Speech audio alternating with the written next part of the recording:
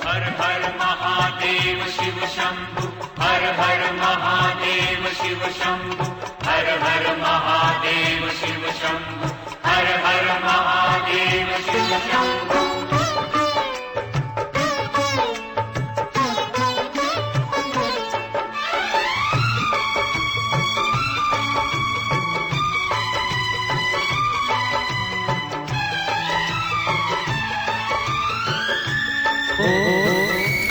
चतुर्दश्यां सुपुर्णोदितुः सकल शास्त्र श्रुति प्राणों प्राप्तकामः भारद्वाजे गोत्रोत्तरना हमको नाम समस्त ग्रामवासीनां यजमानानां अपना नाम लेकर के सपत्नी को हम पत्नी सहित अगर राशि मालूम है तो राशि का भी उच्चारण करना।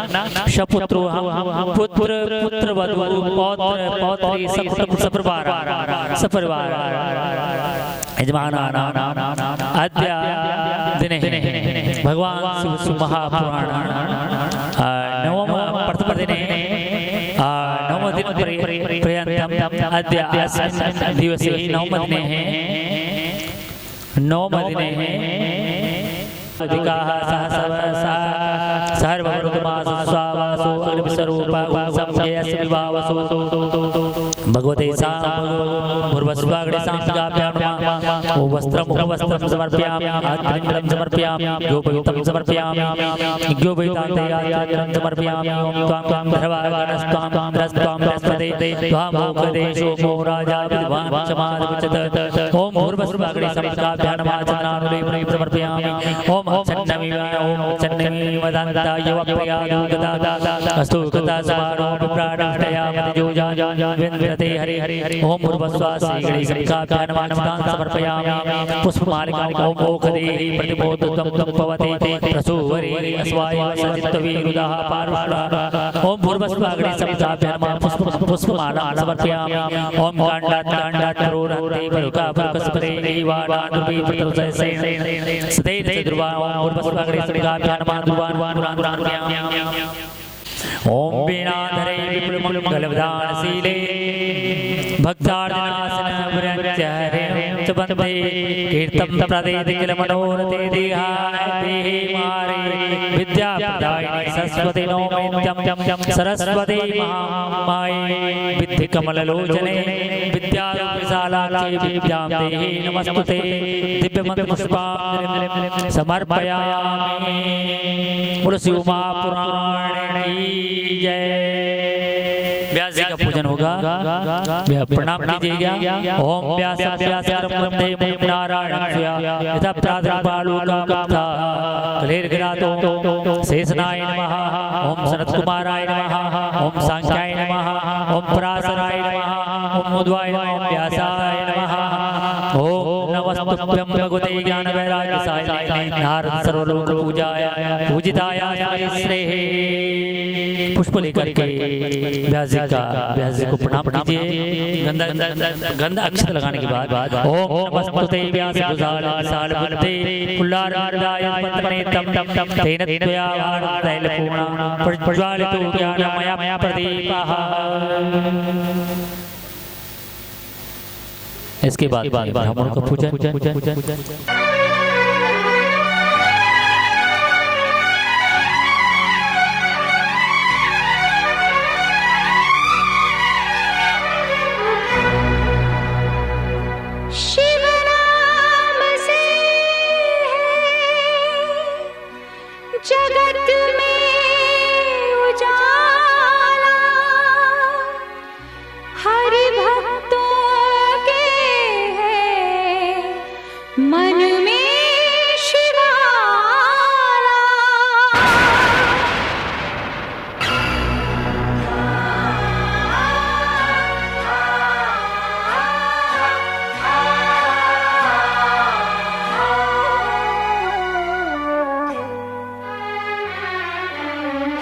शंभु बाबा मेरे भोलेनाथ, तीनों लोक में तू ही तू। श्रद्धा सुमन मेरा मन बेल पत्री, जीवन भी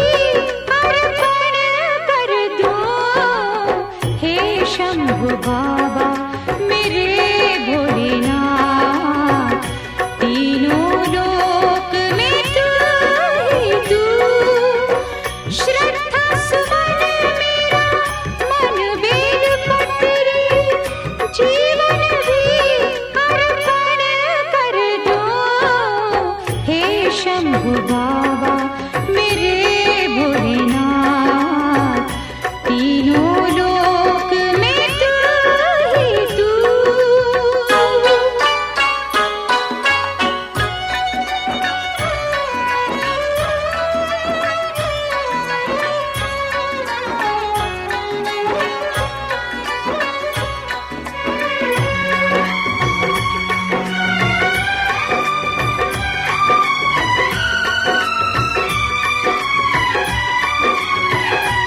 जग का स्वामी है तू, अंतर्यामी है तू, मेरे जीवन की अनमिट कहानी है तू।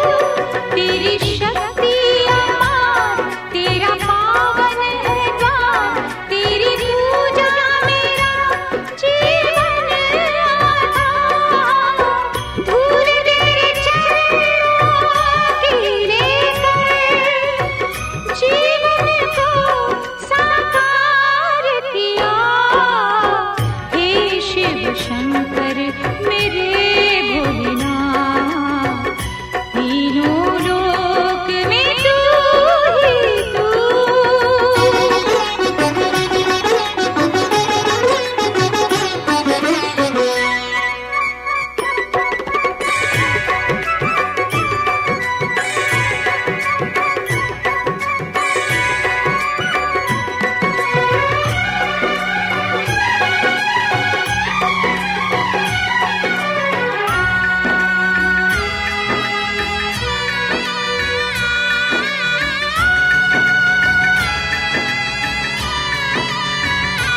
मन में है कामना और कुछ जानू ना, जिंदगी भर कर तेरी आराधना। सुख की पहचान दे तू मुझे ज्ञान दे, प्रेम सबसे करूं ऐसा वरदान दे। तूने दिया निर्बल को, अज्ञानी को ज्ञान दिया। हे शिव शंकर मेरे भोलेनाथ तीनों लोक में तू ही तू। श्रद्धा सुमन मेरा मन बेल पत्री, जीवन की अर्पण कर दूं। हे शिव शंकर मेरे भोलेनाथ तीनों लोक में तू ही तू।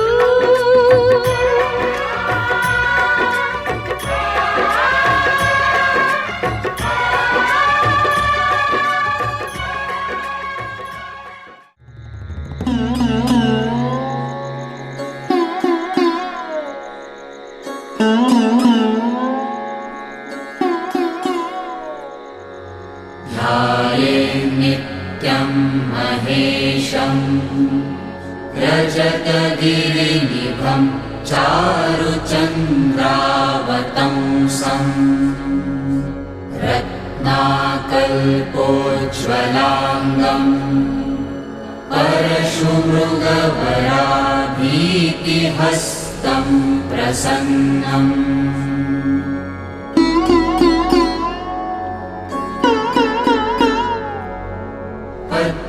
पद्मासीनं समन्तात् स्तुतममरगणैर्व्याघ्रकृत्तिं वसानम्। विश्वाद्यं विश्वबीजं निखिलभयहरं पञ्चवक्त्रं त्रिनेत्रम्। पञ्चवक्त्रं त्रिनेत्रम् ध्यायेन्नित्यं महेशम्।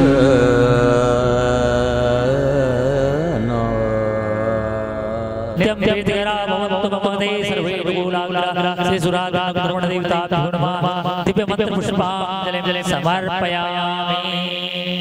बोलो देवता की जय, बोलो साचे दरबार की जय, बोलो शंकर भगवान की जय, बोलो श्री सुराज नव देवताओं की जय। अनेन श्री व्यापी दीपं दर्शयामि नैवेद्यं समर्पयामि दिव्यमन्त्रपुष्पाञ्जलिं प्रार्थयते ते पूजने रुद्रदेवता पूजने प्रयोगा हे गौरी स्नागपाणे संगमौले साधुरुड़ा दिवादेव रुद्रदेवता ज्ञान पूजा भगवानस्ते रुद्राय नमः गुरुचरण सरोज रज निज मन मुकुर सुधारि वर्णो रघुबर विमल जसो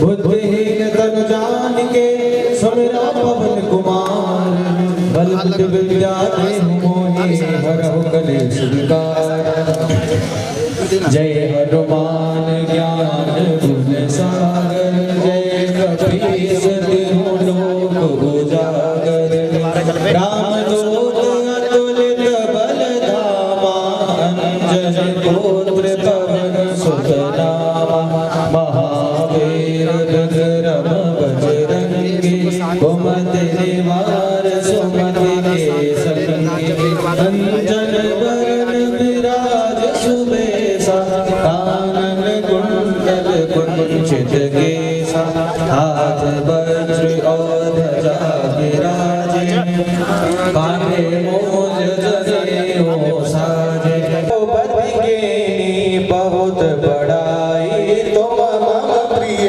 भरत सम भाई सहस बदन तुम्हारो जस गावे अस कहि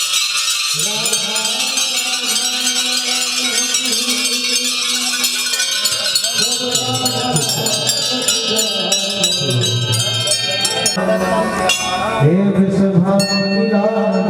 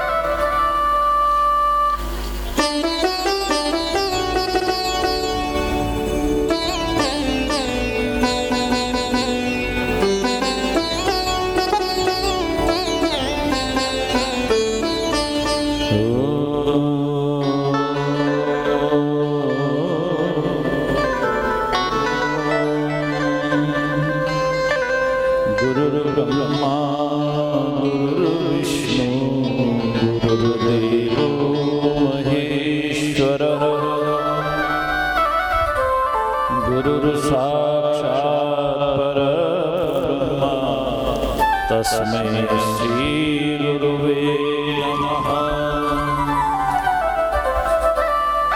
अखंड मंडलाकारं व्याप्तं येन चराचरं तत्पदं दर्शितं येन तस्मै श्रीगुरुवे नमः ध्यानमूलं गुरुर्मूर्तिः पूजामूलं गुरुर्पदम् मंत्रमूलं गुरुर्वाक्यं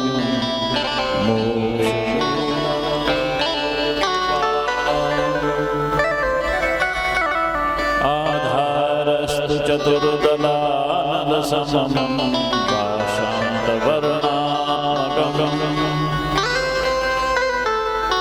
स्वाधिष्ठानमपि प्रभाकरसमं बालान्तषट्पदकं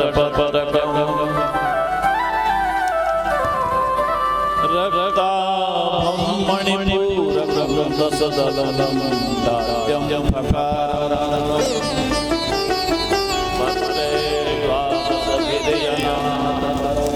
हेमं कठणादापितं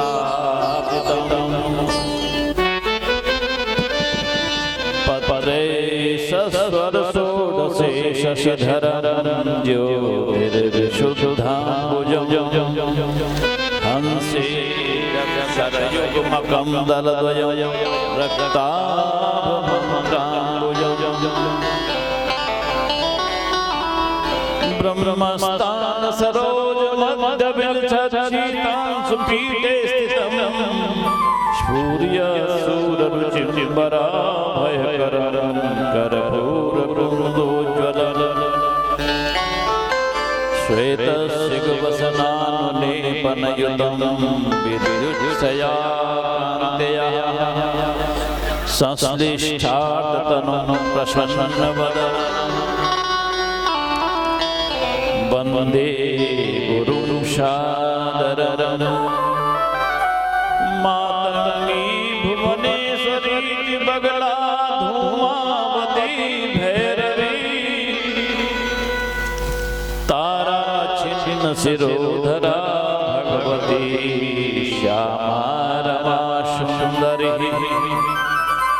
दातुना प्रभवन्त्यचित्फलं यस्य प्रसादं विना तं वन्दे शिवरूपिणं निजगुरुं सर्वार्थसिद्धिप्रदं द्योर्द्योतः दण्डखण्डः सकलसुरगणाडम्बरेषु प्रचण्डः सिन्दूराकीर्णगण्डः प्रकटितविलसच्चारुचान्दीयखण्डः गण्डस्थानान्तगण्डः स्मरहरतनया कुण्डलीभूतसुन्दः विघ्नानां कालदण्डः स भवतु भवतां भूतये जेतुम्यस्ति पुरं हरेण हरिणां व्याजाद् बलिं वदनतां षष्ठं वारि भवोद्भवेन शेषेण धरां पार्वत्या महिषासुरः प्रमथने सिद्धाधिपे सिद्धये ध्यातः पञ्चशरेण विश्वजितये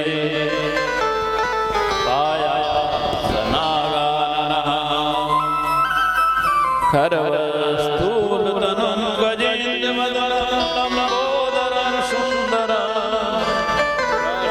प्रसन्नमदगन्धलोलुमदुपालोलगण्डस्थलं चन्द्राघातविदारितारिदुरे सिन्दूरशोभाकरं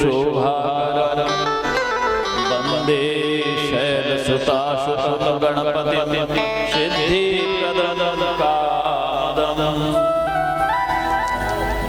आत्मा त्वं गिरिजामती सहचरा प्राणा शरीरं विहं पूजा ते विषयो रचना निद्रा समाधिस्थितिः संचारः पदयो प्रदक्षिणविधि स्तोत्राणि सर्वा गिरो यत् यत् कर्म करोमि तत् अखिलं शम्भो तवाराधनं करचरणकृतं वा कायजं कर्मजं वा श्रवणनयनजं वा मानसं वा कराधनं विहितमविहितं वा सर्वमेतत्क्षमस्व करुणाब्धे श्रीमहादेव शम्भो जय जय करुणाब्धे महादेव शम्भो रामो राजमणि सदा जयते रामं रमेशं भजे रामेणाभिहता निशाचरचमो रामाय तस्मै नमः रामान्नास्ति परायणं परतरं रामस्य दासोऽस्म्यहं रामे चित्तलय सदा भव मे भो राम मामुद्धरः श्रीराम राम रामेति रमे रामे मनोरमे सहस्रनाम तत्तुल्यं रामनामवरानने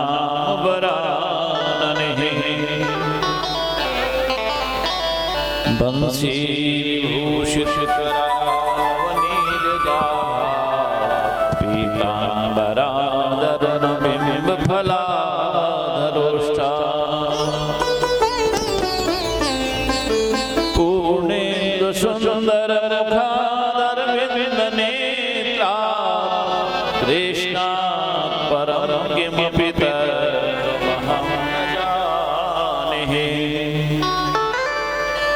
बर्हापीडं नटबरवपु कर्णयोर्कर्णिकारं बिबिभदवासः कनककपिशं वैजयन्तीं च मालाम् रन्ध्रान्वेणोरदरसुदया पूरयन् गोपवृन्दः वृन्दारण्यं शपदर्णं प्राविशत कीर्तिः हे देव हे दयित हे भुवनेव बन्धो हे कृष्ण हे चपल हे करुणैक सिन्धो हे नाथ हे रमण हे नयनाभिरामः हा कदा भवितासि पदनिशोर्मिः पूर्ण पुराण पुरुषोत्तमोत्तमं परात्परो यः भगवतः परेश्वर स्वयं सदानन्दमयं कृपाकरं गुणाकरं तं शरणं प्रजाम्यहम् श्रीकृष्णदासस्य दास कदा भवेयं मनसा चित्रः दुर्लभं देवरे प्रसीद गोचरमादिदेवः कृष्ण स्वयं नितान्तपतिं परेशं साक्षादखण्डमतिदेवं कार्यं कदापि न भविष्यति यं विना हि गच्छामि तस्य विशदं पदमात्रयं स्वयं श्रीराधिकालङ्कृतवामबाहुं स्वच्छन्दभक्तिदक्षिणाङ्घ्रिं बंसीधरं सुन्दरं मन्दहासं भ्रूमण्डलामोहितकामराशिं बोल भगवत्सल भगवान की जय बोल वृंदावन बिहारी लाल भगवान की जय अधरम मधुरम अधरम मधुरम बदनम मधुरम नयनम मधुरम हसितम मधुरम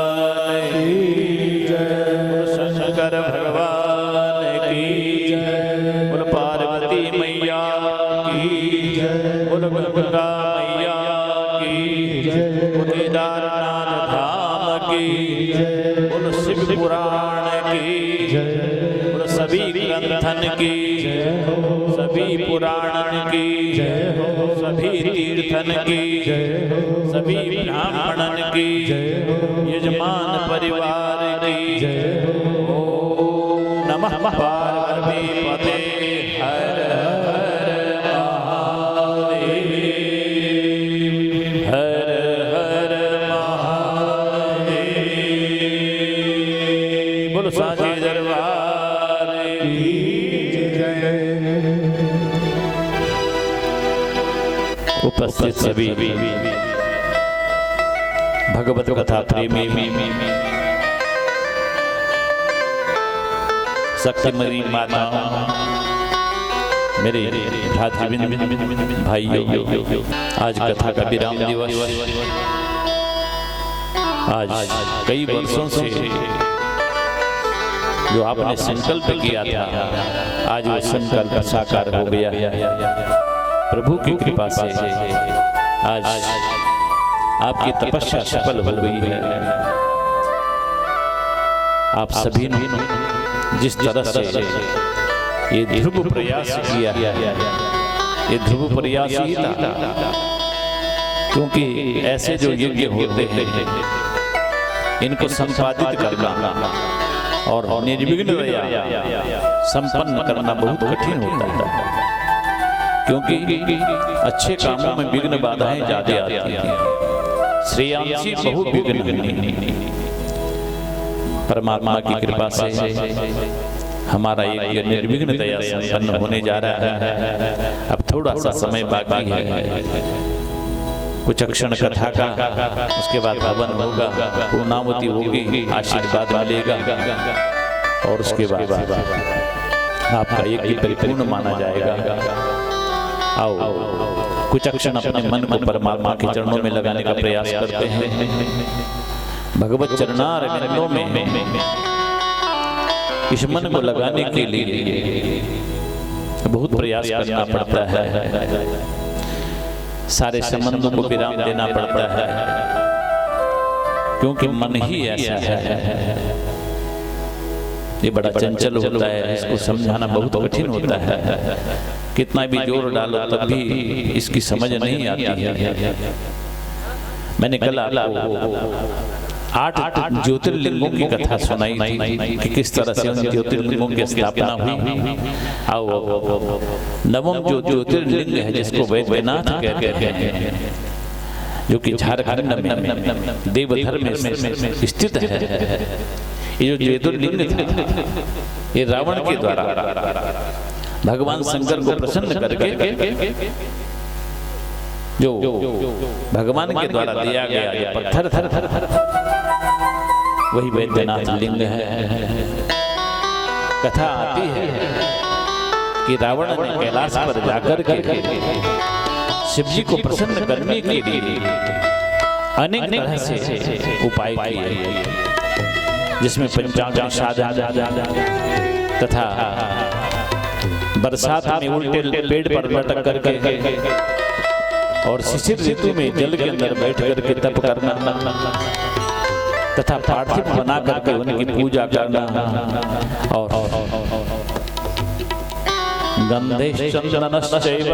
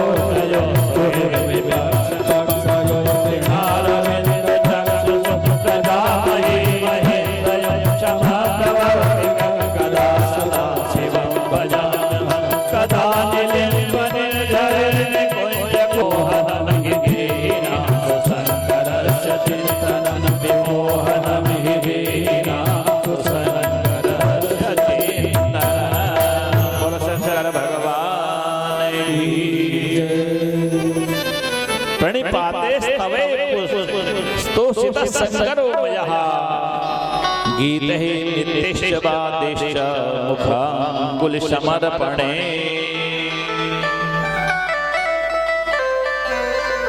इस तरह से षोडशोपचार पूजा करने के बाद भी भगवान शंकर प्रसन्न नहीं हो रहे हैं। ऐसा क्या हो गया है मुझसे, ऐसी कमी कौन सी रह गई? जब किसी रूप से भी भगवान शंकर प्रसन्न नहीं हुए तो इसलिए क्या किया? एक गड्ढा खोदा और गड्ढे में अग्नि प्रज्वलित करके उसने अपने सिरों को काट करके आहुति देना प्रारंभ कर दिया। उसने 9 सिर काट दिए थे। जैसे 10वां सिर काट करके भगवान शंकर को चढ़ाना चाहता था, अग्नि को समर्पित करना चाहता था, तभी भगवान शंकर प्रसन्न हो गए और प्रसन्न होकर के रावण को दर्शन देने के लिए पहुंचे। और भगवान शंकर कहते हैं वरम ब्रूहि, हे रावण वर मांग। और तब रावण ने भगवान शंकर से कहा प्रभु मैं आपको अपनी लंका में ले जाना चाहता था। तब विचार करके भगवान शंकर ने क्या किया? भगवान उसके हाथ में अपना प्रतीक लिंग के रूप में देते हैं और कहते हैं कि रावण तुम इस लिंग की भक्ति पूर्वक पूजा करना, इसको लेकर के तुम घर चले जाओ। लेकिन शर्त एक है कि यदि तुमने इस लिंग को कहीं रास्ते पर भूमि में रख दिया तो ये फिर वहां से उठेगा नहीं, स्थिर हो जाएगा। भूमो लिंगम यदा त्वं स्थापयिष्यसि वही स्थास्यत्र न संदेहो यथेच्छसि तथा कुरु। इतना कहकर के रावण उस लिंग को लेकर के निकल पड़ा, किंतु प्रभु की माया से उसके अंदर मूत्रोत्सर्ग की बीमारी पेशाब लग गई उसको, और इतनी प्रबल हुई कि वो रोक नहीं पाई। तब उसने जिस मार्ग से जा रहा था वहां पर उसको एक गोप दिखाई दिया, ग्वाला। एक ग्वाला और नहीं, भगवान कृष्ण थे। ये वही प्रभु विष्णु भगवान उनके सामने प्रकट होते हैं। उसने देखा ये तो बहुत अच्छी बात हो गई। उसने उसके हाथ में दे दिया कि भैया थोड़ी देर इसको पकड़, मैं थोड़ा लघु शंका से निवृत्त हो जाऊं, तो फिर उसके बाद मैं अपने आप ले लूं। उस गोप बालक ने कहा महाराज मेरे लिए देर हो रही है, मैं एक क्षण से ज्यादा नहीं टिक पाऊंगा, एक मुहूर्त से ज्यादा नहीं रुक पाऊंगा, मुझे जाना है कहीं। रावण ने मैं लघु शंका करके आ रहा हूं, अभी आ रहा हूं। लेकिन यहाँ आसीन मूर्तोत्सर्ग कामो मार्गे ही शिव मायया ततस्तान्वितुं न शक्तो भूतोलस्तो रावण प्रभु जिष्टेकं तत्तवे गोपं प्रार्थ्यं लिंगं ददोच तत् मुहूर्तके यतिक्रान्ते गोपो विकल तदा। बहुत समय हो गया लेकिन रावण लौट करके नहीं आया। अब ये गोप विकल हो गया, उस ज्योतिर्लिंग को हाथ पर नहीं रोक पाया। ये तो लीला थी प्रभु की। और उस बालक ने उस ज्योतिर्लिंग को वहीं भूमि में रख दिया और वहां से चला गया। वही लिंग 3 लोकों में विख्यात वैद्यनाथ के नाम से प्रसिद्ध हुए।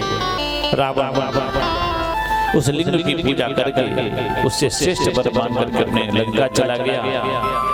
वर पाकर के उन्मत्त जो रावण है उसने देवताओं को परेशान करना शुरू कर दिया, ऋषि मुनियों को परेशान करना शुरू कर दिया। इधर रावण नारद जी ने रावण को उसके बल पराक्रम की महिमा बताते हुए कहते हैं ना कि मूर्ख और संग फूंक मारने से ही बचते। मूर्ख भी वैसा ही होता है, उसको जो बोलो वो अपना भला बुरा नहीं समझता, ये भी मूर्ख है। नारद जी के बहकावे में आकर के नारद जी ने कहा अरे तू तो बहुत बड़ा बलशाली है और अपने बल पराक्रम का दर्शन कराने के लिए कैलाश पर्वत पर जाकर के कैलाश को उठाने की प्रेरणा दे दी नारद जी ने उसको कि जा तू साक्षात भगवान पार्वती और शंकर को उठा करके यहाँ क्यों नहीं लाता? अब रोज तेरा वहां जाना फिर वापस आना जाना रोज रोज के जाने से बढ़ गया कैलाश पर्वत को उठा करके ही लिया। ये मूर्ख रावण नारद जी के कहने पर कैलाश को उखाड़ने के लिए चल पड़ा। इधर जैसे कैलाश को उखाड़ रहा था कैलाश पर्वत हिलने लगा, डोलने लगा, जिससे सारा पर्वत और उस पर रहने वाले लोग परेशान हो गए। शिव जी ने कैलाश को कंपित देख करके पार्वती से कहते हैं, अरे पार्वती ये क्या हो रहा है? तो पार्वती मैया ने हंस करके कहा, महाराज ये आपका जो प्रिय शिष्य है ना, जिसको आपने बहुत सारा बलशाली बना दिया है, सत शिष्य से फलम जातः सम्यक जातम तो शिष्यतः शांतात्मनि सुवीराय दत्तम यत् अतुलम बलम। अगर विद्या किसी मूर्ख के हाथ लग जाए तो हमेशा उसका दुरुपयोग करता है। धन भी किसी मूर्ख के हाथ लग जाए तो उसका दुरुपयोग करता है, उसका सदुपयोग करना नहीं जानता है। उसी तरह से ये जो बल इस रावण को भगवान शंकर के आशीर्वाद से मिला, उसका दुरुपयोग करना प्रारंभ कर दिया उसने। माँ पार्वती कहते हैं कि गुरुदेव प्रभु ये आपका जो शिष्य है ना, आपको गुरु दक्षिणा के रूप में सब दे रहा है। ये तो उसने आपका अच्छा उपकार किया। आपने जो शांत आत्मा धीर गंभीर जो रावण है, माँ व्यंग कस रही है भगवान शंकर का, जो आपने इसको ये अतुल बल दे दिया, इसका फल मिलता है। तब उस कृतघ्नि रावण को शिव जी ने शाप दिया, रे रे रावण दुर्भग माँ गर्भ वह दुर्मते शीघ्रम तब हस्ताना दर्पघ्नश्च भवेदिहि। दुर्भग मूर्ख, तू जो घमंड कर रहा है ना अपने बल बल बल बल, अब शीघ्र ही तेरा घमंड चूर होने वाला है। इस तरह से भगवान शंकर रावण को डांट करके उसको घर भगा देते हैं। दसम जो ज्योतिर्लिंग है जिसका नाम नागेश्वर लिंग है, ये पार्वती माता के वरदान से अहंकार से डूबी हुई जो दारुका नाम की राक्षसी थी, अपने पति दारुक तथा अनेक राक्षसों को साथ में लेकर 16 योजन विस्तृत पश्चिम सागर के तट पर स्थित वन में निवास करती थी। ये गुजरात ही हमारे पश्चिम में आता है, जहाँ द्वारिका है वही पश्चिम तट है समुद्र का। उस वन में रहती थी तथा वहाँ जितने भी अच्छे लोग सज्जन लोग होते थे ना, उनको दुख दिया करते थे, उनको मार करके खा दिया करती थी। अब वो सभी लोग दुखी होकर के महर्षि औरवों के पास पहुंचे, जिन औरव ऋषि ने कभी महाराजा बाहु, जो ये सूर्यवंशी राजा थे, बाहु जो निसंतान थे, जब उनकी कोई संतान नहीं हुई, राजपाट गुरु वशिष्ठ के हाथों में सौंप करके जंगल में चले गए थे। उनकी कई पत्नियां थी, जंगल में महर्षि औरवों के आश्रम में गए थे। इन्हीं औरवों के आशीर्वाद से उनकी जो बड़ी पत्नी है वो अंतर्वर्ती हो जाती है और उनसे एक बेटा पैदा होता है जिसका नाम सगर पड़ता है। ये वही ऋषि और जिनके पास ये मां के निवास करने वाले लोग गए और उनके शरण में जाकर के रक्षा के लिए निवेदन किया। तब महर्षि और जो कि भगवान शंकर के परम भक्त थे, उन्होंने उन राक्षसों को श्राप दे दिया, यदि ये राक्षस निरपराध प्राणियों का वध करेंगे तो स्वयं मारे जाएंगे। तब भयभीत होकर के राक्षस सागर के मध्य स्थित जो दारुक वन है उसमें रहने लगे और वहां रह करके अपना समय बिताने लगे। एक समय की बात है, माता पार्वती के आशीर्वाद से सुरक्षित जो ये दारुक वन है और ये दारुक राक्षसी एक दिन इसने एक सुप्रिय नाम का जो वैश्य था बढ़िया अपने बंधु बांधवों के साथ में तथा अपने सेवकों के साथ में व्यापार करने के लिए नाव में बैठ करके व्यापार करने के लिए जा रहा था। इस राक्षसी ने उसको पकड़ करके अपने कारागार में बंद कर दिया और उसको सताने लगे। ये जो वैश्य था परम भगवान शंकर का भक्त था, शिव भक्त था, और उसने वहीं आश्रम में बैठे हुए जेल के अंदर बैठ करके कारागार के अंदर बैठ करके भगवान शंकर को प्रसन्न करने के लिए वहीं पर एक शिवलिंग की स्थापना कर और पूजा से भगवान शंकर को प्रसन्न करता है।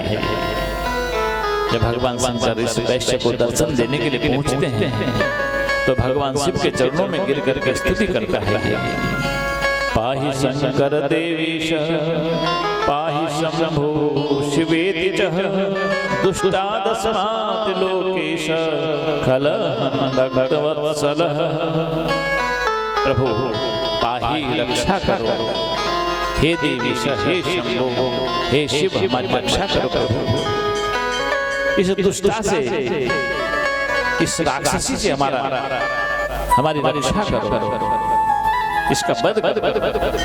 अब प्रभु ने अपने भक्त की रक्षा के लिए उन भक्तों को मारने के लिए आए हुए जो राक्षस हैं उनका संहार कर दिया और अपने भक्त तथा उसके परिवार की रक्षा करी।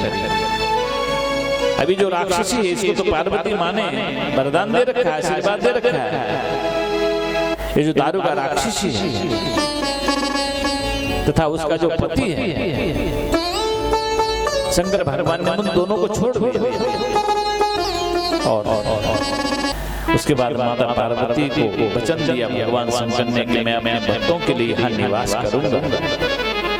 और उसके बाद भगवान ने उस राक्षसी को मारने के लिए एक राजा थे वीरसेन जो भगवान शंकर के बहुत बड़े भक्त हुआ करते थे, जिन्होंने भगवान शंकर का पार्थिव लिंग नागेश्वर की पूजा करके उनको स्थापित किया था। उसने आकर के इन दोनों राक्षस और उसके पति का वध किया।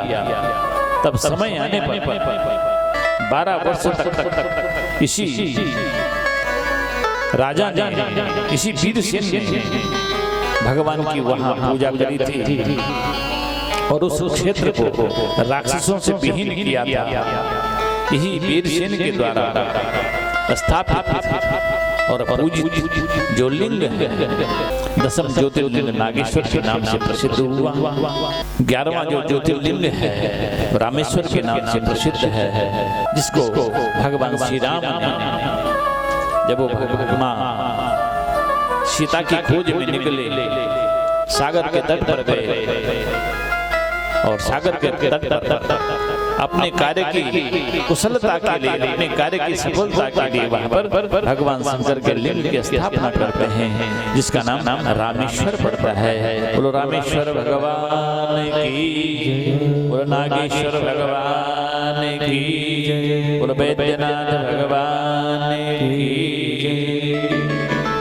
अब जो अंतिम 12वां ज्योतिर्लिंग है जिसका नाम है कुसुमेश्वर, इसकी बड़ी बड़ी विचित्र दिव्य कथा है। दक्षिण दिशा में देवगिरी नाम का एक पर्वत है। उस पर्वत के निकट भारद्वाज सुदर्शन नाम के ब्राह्मण रहते थे जो परम धार्मिक शिव भक्त थे। नित्य गायत्री की उपासना करते थे। त्रिकाल संध्या करने के बाद अग्निहोत्र करते थे, हवन करते थे। उनकी एक सुदेहा नाम की धर्मपत्नी थी। सुदेहा भी परम धार्मिक भी पति धर्म परायण थी, लेकिन उसकी कोई संतान नहीं। संतानहीन होने के कारण उसने बार-बार अपने पति से निवेदन किया, प्रार्थना करी, लेकिन उसके पति उसको बार-बार समझाया करते थे, देवी इस विषय पर दुख मत करो, क्योंकि अपना उद्धार तो अपने हाथों से होता है। अपने उद्धार को करने के लिए संतान की आवश्यकता नहीं पड़ती है। आत्मा वे आत्मन बंधु आत्मेव रिपुमात्मा। आदमी स्वयं अपना मित्र भी है और स्वयं अपना शत्रु भी है। यदि हम व्यसनों में डूब जाएंगे तो शरीर में अनेक प्रकार के रोग व्याधि घर कर जाएंगे। यदि सबको पता है जिस बीड़ी सिगरेट को तुम पीते हो उस पर सावधानी लिखी हुई है कि इससे बीमारी होती है, कैंसर होता है, लेकिन फिर भी जबरदस्ती उसको पीते। शराब की बोतल पर भी चेतावनी लिखी रहती है, फिर भी लोग उसको पीते। अब जानबूझ करके जो जहर पी रहा है उसका क्या किया जाए? जो जानबूझ करके अपनी मौत को निमंत्रण दे रहा है उसका क्या किया जाए? ये ब्राह्मण कहते हैं पत्नी से देवी मनुष्य अपने आप ही अपना कल्याण करता है और अपने आप को ही नरक के गर्त में डाल देता है। कामातः पिता पुत्र को बंधुश्च प्रियश्च कः सर्वस्वार्थ परम देवी त्रिलोक्यानाथ संशय। सारे संसार में केवल स्वार्थ का संबंध है, स्वार्थ के सिवाय और कुछ नहीं है। भागवत में राजा रघुगण जड़ भरत जी ने यही तो ज्ञान लिया था भवाटवी के वर्णन में। भवाटवी के वर्णन में जड़ भरत जी कहते हैं कि रघुगण जिनको तू अपना समझ रहा है ये तेरे अपने नहीं है, ये तो तब तक संबंध रखते हैं जब तक इनका स्वार्थ सिद्ध होता है, और जहां स्वार्थ सिद्ध हो गया संबंध समाप्त कर देते हैं। संसार के जो रिश्ते हैं नाते हैं, बोले ये क्या है? बोले जंगल की कटीली झाड़ियां। ध्यान देना, हमारे जो रिश्ते हैं रिश्ते ये मामा फूफा भाई बहन माता पिता ये जो भी हैं रिश्ते, ये रिश्ते क्या हैं? बोले ये कटीली झाड़ियां जिनसे हम उलझे रहते हैं। और जो ये रिश्तेदार हैं बोले ये हिंसक जानवर हैं। एक बार कोई इन कटीली झाड़ी में फंस गया फिर ये जो हिंसक जानवर हैं नोच नोच करके खाते हैं। जब तक शरीर में मांस का एक भी टुकड़ा बाकी हो ना तब तक छोड़ते नहीं। यावत विद्युतो पारदर्शकः तावत निज परिवार रक्तः पश्चात् जीवति जर्जर देहे वार्ता कोऽपि न पृच्छति देहे। भज गोविंदं भज गोविंदं गोविंदं भज मूढमते भज गोविंदं भज गोविंदं गोविंदं भज मूढमते। इसलिए शंकराचार्य भगवान सबको सावधान करते हैं। मूढ़ कहाँ तो यहाँ फंस रहा है, अपना कल्याण करना चाहता है। भज गोविंदम गोविंद का भजन कर।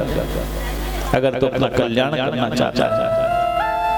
ये जो सुदेवा ब्राह्मण की धर्मपत्नी उसकी सखियां उसको हमेशा ताना दिया करती थी और उसको बांझ कह करके उसको अपमानित करती थी। उसने जब अपने पति पर संतान उत्पन्न करने का जोर डाला तो ब्राह्मण व्याकुल हो गया और भगवान शिव का स्मरण कर उन्होंने अग्निकुंड के सामने दो फूल रखे। एक फूल जो बाएं तरफ रखा था वो निसंतान का था और दायां जो फूल रखा था वो पुत्र प्राप्ति के निमित्त था। अपनी पत्नी को बुला करके उन्होंने उससे कहा कि देवी आओ और इसमें से एक फूल उठा लो। अब देवी जी आई और उन्होंने निसंतान वाला जो फूल था उसको उठा दिया, बाईं तरफ जो रखा हुआ था। ब्राह्मण ने कहा देवी चाहे तू कुछ भी कर ले तेरी संतान होने वाली नहीं है, यहाँ भी फेल हो गए। तब उसने कहा ठीक है मेरी संतान नहीं होगी, कोई बात नहीं है। मैं अपनी छोटी बहन जिसका नाम कुसुमा था कुसुमा, मैं उसको तुम्हारे साथ में विवाह कर लूंगा। ब्राह्मण देवता ने उसको बहुत समझाया और कहा देवी तो अब इस चक्कर में मत पड़। तो मेरी तपस्या में भी बाधा डाल रही है। बहुत मना करने पर इसने जबरदस्ती अपनी बहन का विवाह अपने पति के साथ में करवा दिया। ब्राह्मण देवता ने कहा, रे देवी, विवाह के बाद तुझको जलन होनी शुरू हो जाएगी, ध्यान रखना। अगर उसकी संतान हो गई तो तू हमेशा परेशान रहेगी। उसने कहा, मैं संकल्प करती हूँ कभी अपनी बहन से नाराज नहीं होंगी, उससे कोई जलन नहीं करूंगी, उसकी संतान से मुझे कोई आपत्ति नहीं होगी। ब्राह्मण ने कहा, ठीक। समय आने पर पता है कि बेटा हो गया। गुष्मा अब जैसे बेटा हुआ, सुदेवा के भाव परिवर्तित होने लगे। उसके अंदर अपनी बहन को देख करके जलन पैदा हो गई। जब वो बेटा बड़ा हो गया, उसका विवाह हो गया, अब तो उसका क्या क्या क्या इतना जलन, इतनी राह, इतना क्रोध इसके अंदर भर रखा था। एक दिन इसने क्या किया, पुत्र अपने बहू के साथ में सोए हुए थे, चुपचाप गई और सोए हुए उस बेटे को उठा करके इसने उसको मार कर और उस तालाब में डाल दिया, जिस तालाब में भीष्मा और उसके पति नित्य भगवान शंकर के पार्थिव लिंग की स्थापना कर और उसमें विसर्जित किया करते थे। भीष्मा नित्य अपने पति के साथ में 100 शिवलिंग का पार्थिव बना करके उनकी पूजा करके उसमें उस तालाब में विसर्जित किया करते थे। इसने उसको मार करके उस तालाब में डाल दिया। अब प्रातः काल भीष्मा फिर उठी, अपने पति के साथ में उसमें मिलकर के उसी तरह से फिर नित्य जैसे पूजा करते थे, भगवान के 100 शिवलिंग बनाए, उनकी पूजा करी। इधर उसकी जो पुत्र बरू थी, जब उठी अपने पति को नहीं देखा, केवल वहां खून के छींटे दिखाई दिए उसको, वो चिल्लाने लगी, रोने लगी।